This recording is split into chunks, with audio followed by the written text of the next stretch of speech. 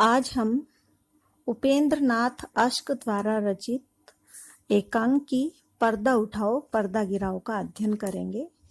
उपेंद्र नाथ अश्क की यह एकांकी हास्यरस प्रधान एकांकी है, जिसमें महाभारत के द्रौपदी अपमान प्रसंग को लेकर हास परिहास शैली में तीखा व्यंग किया गया है।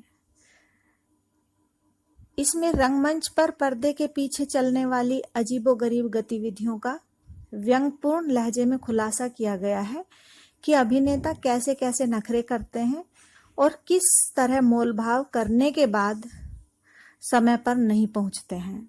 निर्देशक कैसे कैसे पापड़ बेलते हैं और मैनेजर की हालत कैसी पतली हो जाती है रंगमंच पर अपने नाटक का प्रदर्शन करने में।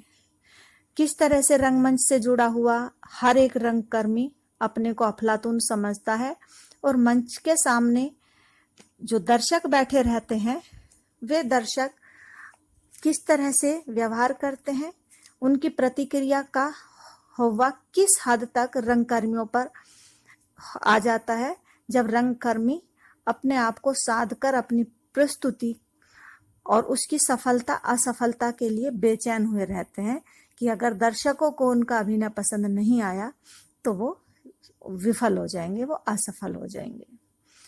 इस एकांकी में एक दूसरा प्रसंग है राजपुतानी। उस राजपुतानी प्रसंग के माध्यम से जो अश्क जी हैं उन्होंने ये बताया है कि जो सामान्य जनवादी चेतना है, जब उसकी आर्थिक मूल्य और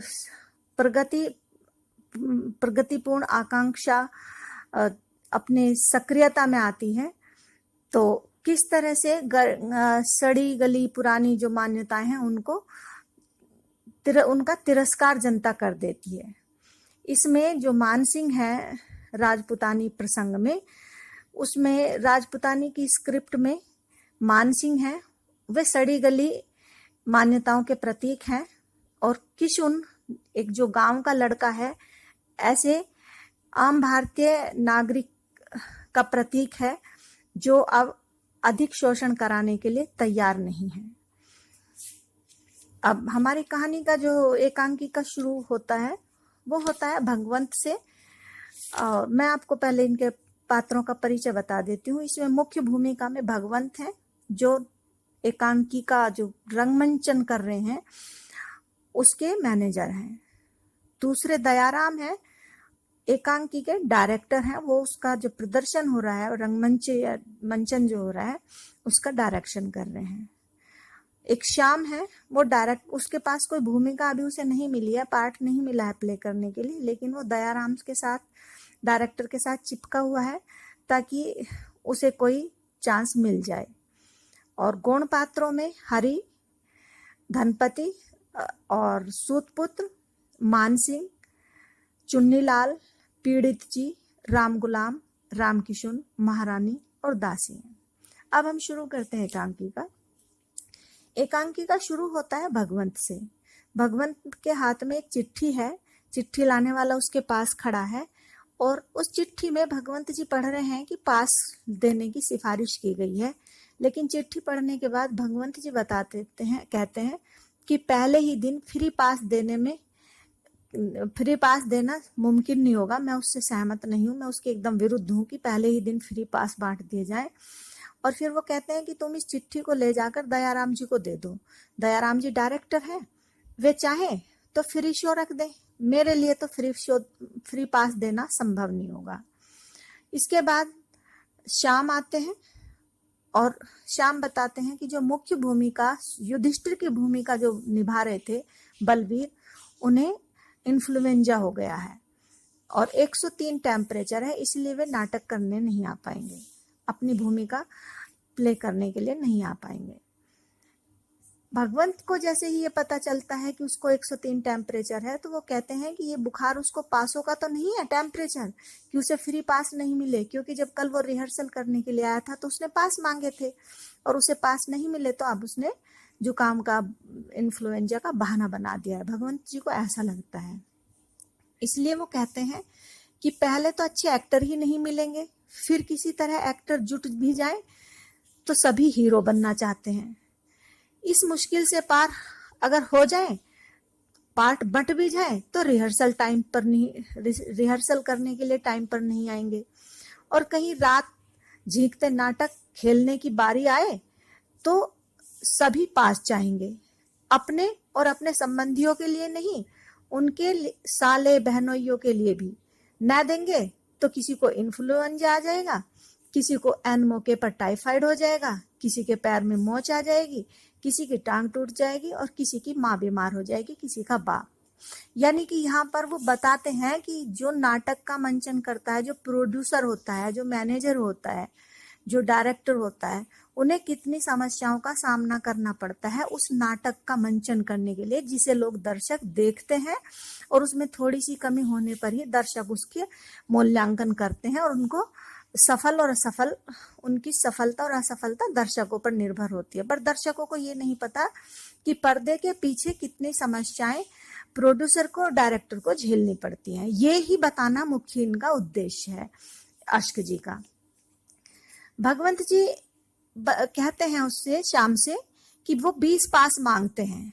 20 पास उनको देंगे तो बाकियों को क्या देंगे? जो लड़के स्त्रियों का पाठ कर रहे हैं वो तो 40-40 पास मांगेंगे। फिर क्लब के सदस्य और सरपरस्त, उनका क्या होगा? होगा यह कि पासों पर इतने लोग आ जाएंगे कि टिकट लेकर आने वालों के लिए हॉल में जगह ही नहीं बचेगी। और जब टिकट लेने वालों के लिए हॉल में जगह नहीं बचेगी तो आमदनी बिल्कुल नहीं होगी, और आमदनी नहीं होगी तो फिर जो उसमें खर्च होगा उसका क्या होगा? ये समस्या भगवंत जी बार बार बताते हैं। भगवंत जी कहते हैं कि बलवीर के बिना ही हम इस कंसर्ट को कर लेंगे। यानी कि श्याम कहते हैं जब उनसे कि मैं वहां चला जाऊं और पासों की बात कर लेता हूं उनसे, तो श्याम को भगवंत मना कर देते हैं और वो ये कहते हैं कि हमारा कंसर्ट बलवीर के बिना चौपट नहीं होगा, बल्कि बलवीर का पाठ हरि कर लेगा। बलवीर युधिष्ठिर का पाठ कर रहा था और हरि को पहले अर्जुन का पाठ सौंपा गया था।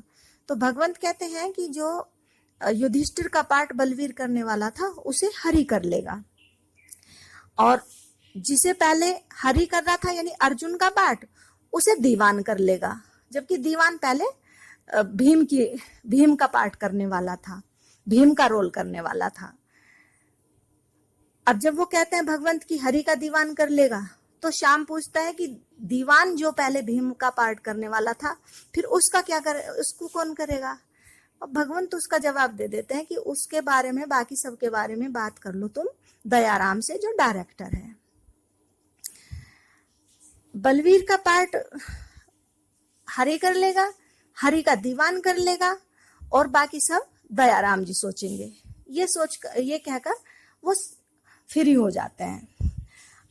अब दयाराम उस भीम का पार्ट जो पहले से दीवान कर रहा था उसे कौन करेगा, ये समस्या बनती है। लेकिन एक चुन्नी लाल जो पहले चौबदार का यानी कि वहां पे चपरासी का पार्ट प्ले कर रहा था, और चुन्नी लाल एक बड़ा सेठ था लेकिन शरीर से भारी भरकम है।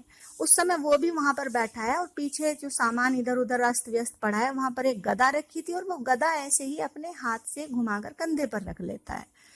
अचानक दयाराम के दिमाग में आता है कि क्यों ना चुन्नी लाल को हम उसका पार्ट दे दें भीम का करने के लिए, जो पहले दीवान कर रहा था। पहले तो चौबदार का पार्ट करने वाला चुन्नी लाल मना कर देता है कि नहीं, मुझे तो बस चौबदार का ही पार्ट पसंद है, क्योंकि उसमें बस जी हुजूर, जो आदेश, ये शब्द कहने हैं, जबकि भीम के पार्ट में तो बहुत सारे शब्द बोलने होंगे। दूसरी तरफ हरि को क्योंकि पहले से युधिष्ठिर का पार्ट देना था और नहीं मिला था उसे युधिष्ठिर का, अर्जुन का मिला था, तो उसको अर्जुन का भी और युधिष्ठिर का भी दोनों पार्ट याद थे, दोनों के संवाद, दोनों के डायलॉग याद थे। तो हरि तो खुश था और दीवान भी जैसे तैसे कर लेगा। लेकिन चुन्नी लाल तैयार नहीं है कि चुन्नी लाल भीम का पार्ट कर दे जो पहले दीवान को करना था। चुन्नी लाल बार बार कहता है कि वो भीम का पार्ट नहीं कर पाएगा, लेकिन दयाराम उसे समझाते हैं कि अरे नहीं सेठ जी, आप घबराइए मत, पूरा दिन पड़ा हुआ है, रट डालिए पार्ट और दुर्योधन को लेकर 4-6 रिहर्सल कर लीजिए। और वो हरि को कह देते हैं कि हरि तुम जाओ, इन्हें लेकर उन्हें रिहर्सल करा दो और इनका जो संवाद है उसे रटा दो। चुन्नीलाल तो तैयार हो जाता है, हरि भी युधिष्ठिर का पाठ करने के लिए तैयार हो जाता है, और दीवान की वो प्लानिंग कर लेते हैं कि दीवान उस पार्ट को कर लेगा जिसे हरि करने वाला था, भीम का पार्ट। और इसी बात को, क्योंकि दीवान शरीर में हल्का फुल्का था और चुन्नीलाल अच्छा मोटा तगड़ा था, तो चुन्नीलाल को भीम बना दिया था। और खुश थे दोनों, दयाराम भी और भगवंत भी, कि दीवान तो भीम जैसा दिखता भी नहीं था, चुन्नीलाल सेठ तो बने बनाए भीम है। लेकिन तभी धनपति आकर बताता है कि दीवान नहीं आ पाएगा, कि क्योंकि दीवान की जो मम्मी है, माता जी हैं, वो बीमार हो गई हैं। उसने बताया धनपति ने कि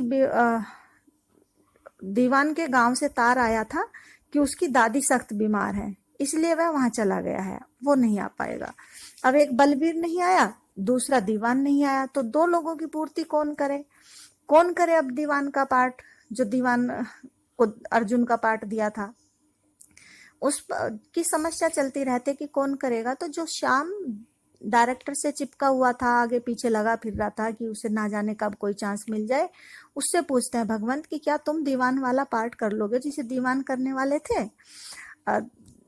तो वो कह देता कि हाँ, नहीं, दीवान वाला पार्ट तो उसको दिया गया था, चुन्नीलाल को, लेकिन जो पहले हरि करने वाले थे, अर्जुन वाला पार्ट, उसको करना था दीवान को। अब तो कि अर्जुन का पार्ट अब कौन करेगा? तो उसके लिए श्याम तैयार हो जाता है कि ठीक है, उसका पार्ट मैं कर लूंगा। और इस तरह से उनका पूरा हो जाता है कि युधिष्ठिर का पार्ट हरि कर लेगा, अर्जुन का पार्ट श्याम कर लेगा, और भीम का पार्ट चुन्नीलाल कर लेगा, और वे शुरू कर लेते हैं अपने पार्ट को। अब एक चौबदार की जरूरत थी जो जी हुजूर करे। तो चौबदार कौन बनेगा? क्योंकि चुन्नीलाल तो भीम बनने जा रहे थे। चौबलाल के लिए दयाराम ने भगवंत से कहा कि हो जाएगा, उसकी आप चिंता मत कीजिए। लेकिन भगवंत कह देते हैं कि नहीं, मुझे पहले चाहिए, मुझे पहले बताइए कि कौन करेगा उसका पार्ट। तो उसे अचानक से याद आता है कि हमारा जो चपरासी है राम गुलाम, वो चौबदार का पार्ट कर लेगा। चौबदार का पाठ करने के लिए राम गुलाम को बुलाया जाता है और राम गुलाम से पूछा जाता है कि तुम चौबदार का पाठ कर लोगे?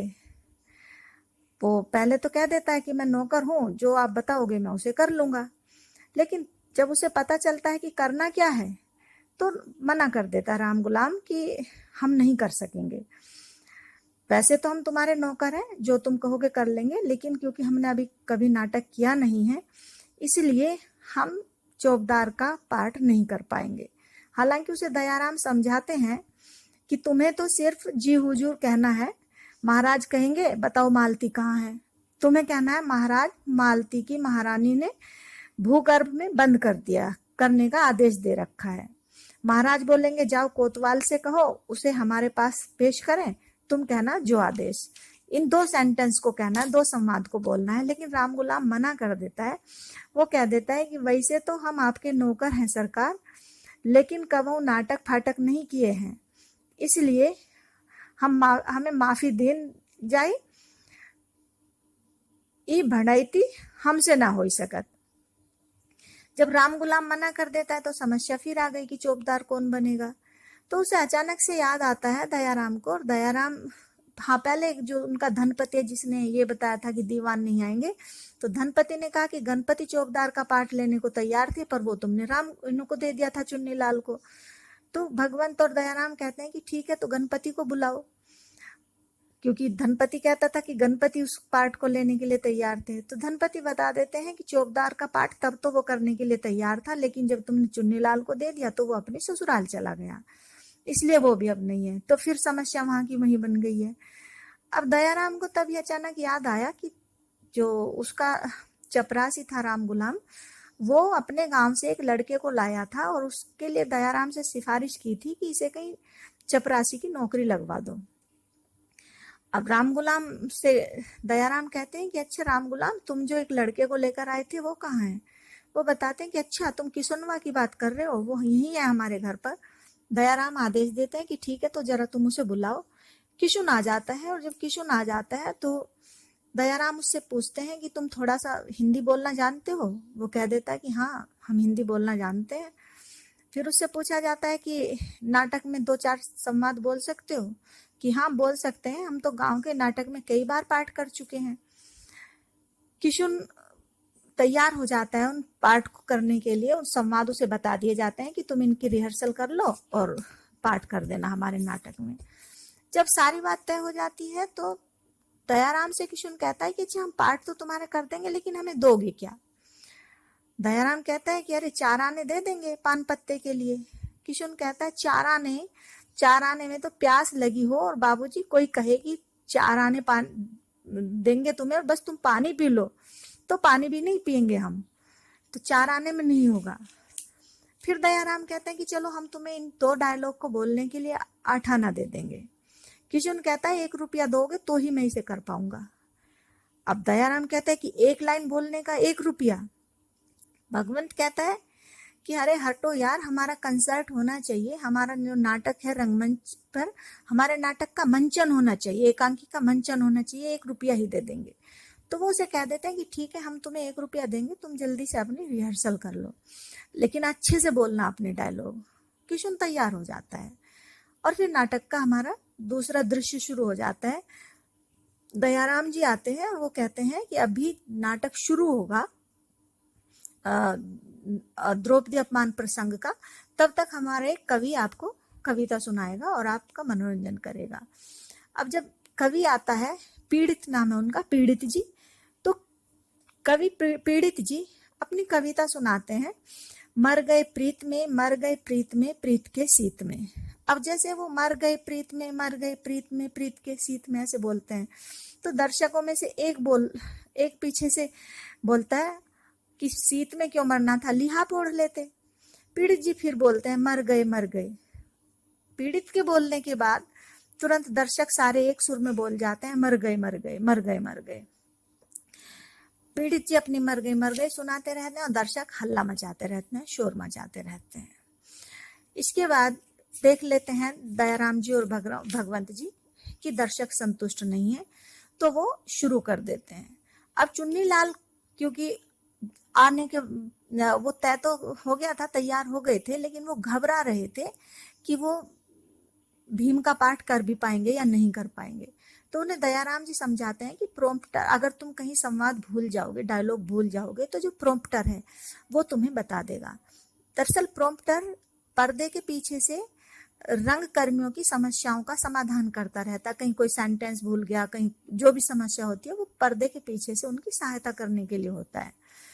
और चुन्नीलाल कहते हैं कि ठीक है, अगर तुम प्रॉम्प्ट कर दोगे तो मैं अपना संवाद बोल दूंगा। लेकिन जैसे ही वो आकर अपना संवाद बोलते हैं, उन्हें जो कंडीशन होती है वो ये होती है कि दुर्योधन जब ये कहता है कि द्रौपदी ने मेरा अपमान किया था, उसे वहां से खींच कर लाओ, घसीट कर लाओ और मैं उसे अपनी बाई जंघा पर बैठाऊंगा, तो भीम को ये कहना होता है कि मैं तुम्हारी जंघा को खंड खंड कर दूंगा, तोड़ दूंगा। तो जैसे उसे भीम को ये कहना होता है कि दुर्योधन मैं तुम्हारी जंघा तोड़ दूंगा, वैसे इसमें जो संवाद है वो है संस्कृत में दुर्योधन शंड पाषंड, यानी कि मैं तुम्हारी जंघा के खंड खंड कर दूंगा, टुकड़े टुकड़े कर दूंगा। अब उसको आधा ही सेंटेंस बोल पाता है और फिर भूल जाता है, और वो प्रॉम्प्टर से कहता है कि मुझे जरा देख के बताओ कि प्रॉम्प्टर बताओ आगे क्या बोलना है। लेकिन प्रॉम्प्टर अपनी किताब के कॉपी के नोटबुक के पन्ने पलटता रहता है और उसे यही नहीं पता चल पाता, वो ढूंढ नहीं पाता कि कहाँ उसका संवाद लिखा हुआ है। काफी देर में जब ढूंढते ढूंढते कहता है कि एक बार और इसी को बोल दो, एक बार और इसी को बोल दो।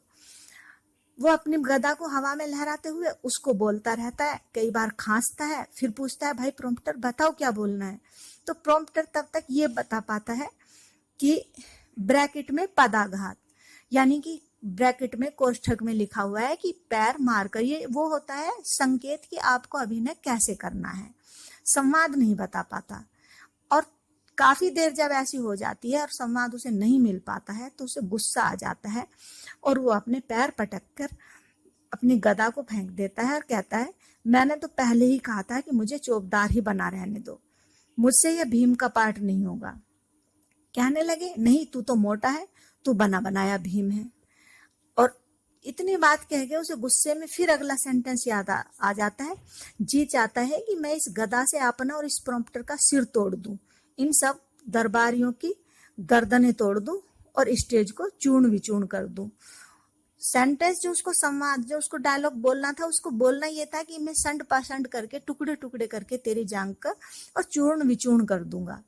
लेकिन उसे तब वो याद नहीं आता और उसे गुस्सा आता है। और जब वो इसको करता है कि मुझे पहले ही कहा था कि मैं नहीं चौबदार का ही करूंगा, भीम का नहीं कर पाऊंगा, लेकिन कहा कि तू मोटा है, तू तो बना बनाया भीम है। यह सुनकर सारे दर्शक हंस पड़ते हैं, ठहाके मार मार कर हंस पड़ते हैं। लेकिन जो चुन्नीलाल है वो मायूस हो जाता है, और जैसे वो मायूस होता है तो दयाराम कहता है पर्दा गिराओ, पर्दा गिराओ, और पर्दा गिर जाता है। उसके बाद फिर क्योंकि जो बीच का टाइम है, पर्दा बहुत देर तक डला नहीं रह सकता, दर्शकों को बिजी रखने के लिए, व्यस्त रखने के लिए कुछ ना कुछ उसमें दिखाई रखना जरूरी होता है। तो दयाराम भगवंत से कहता है कि तुम अफीमचियों को ले आओ, अफीमची ने अपने उसमें लगाए रखेंगे, व्यस्त रखेंगे।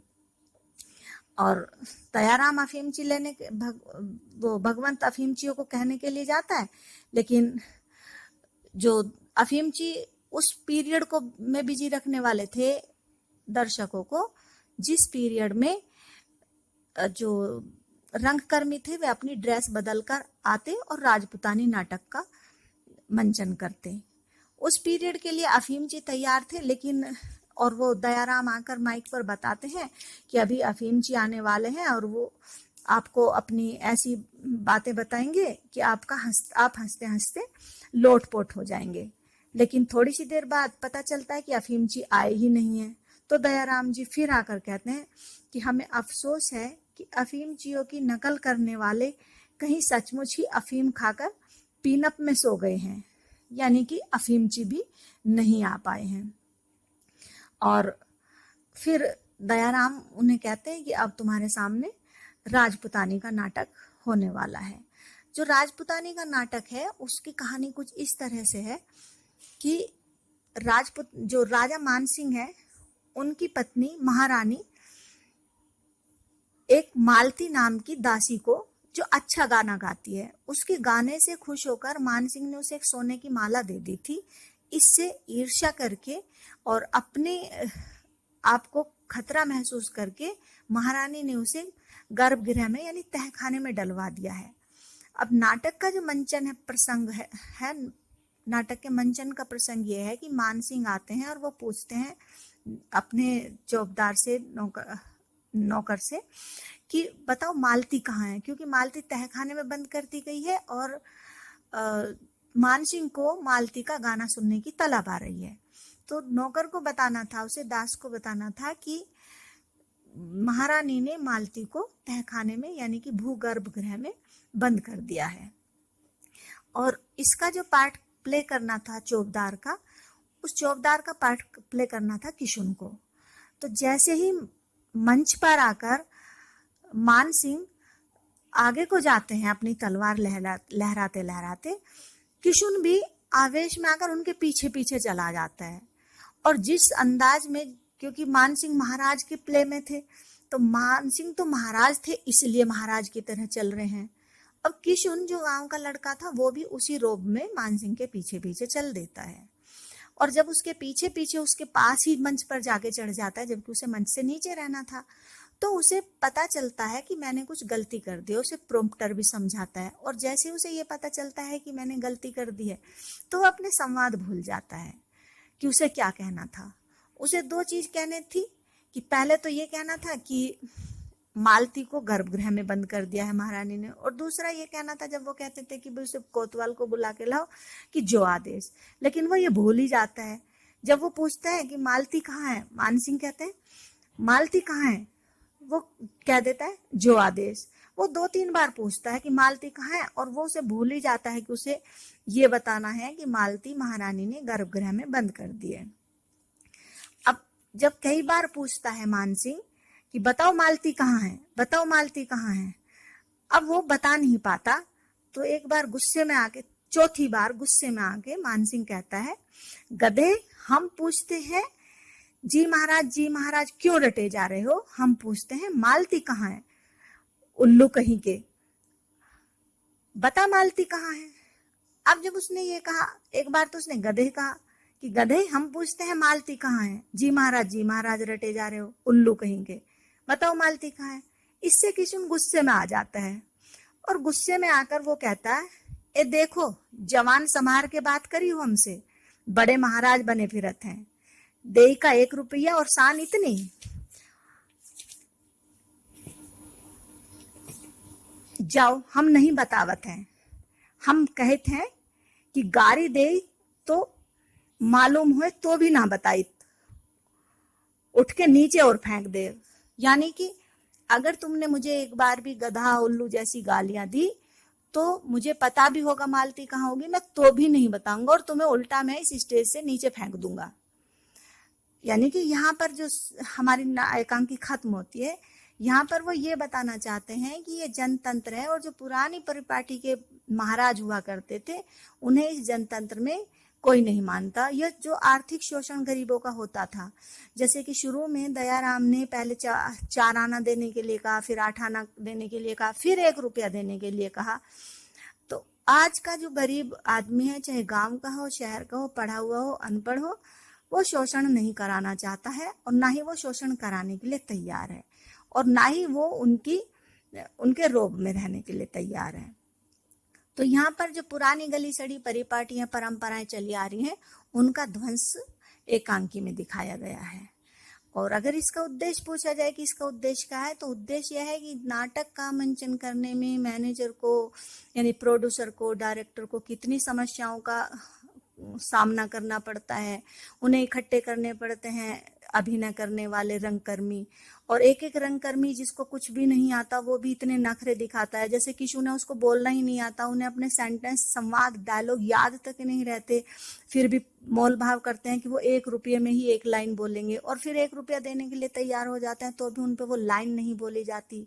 और उनसे फिर अगर थोड़ा सा सख्त लहजे में बोल भी दिया जाए या नाटक में अगर उसने एक अभिनय के, एक जो कुशल एक्टर है, कुशल अभिनय करने वाला है, अगर वो नाटक में ऐसे बोल देता है कि किसी को पता भी ना चले और वो उसे याद दिला दे कि तुझे ये नहीं ये बोलना है, तो भी सहन करने के लिए तैयार नहीं है। इतने नखरे रंगकर्मियों के होते हैं, जो योग्य भी नहीं है उनके भी। तो